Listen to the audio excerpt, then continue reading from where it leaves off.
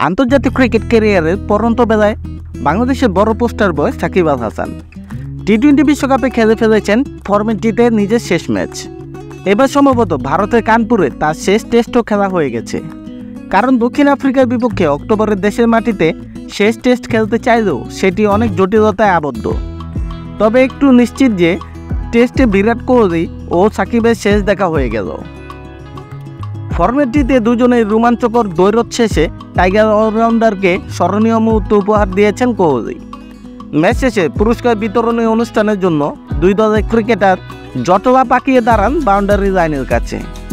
তখন ব্যাট হাতে ছুটছেন কোহলি, পরে দেখা যায় সেটি তিনি এনেছেন সাকিবের জন্য।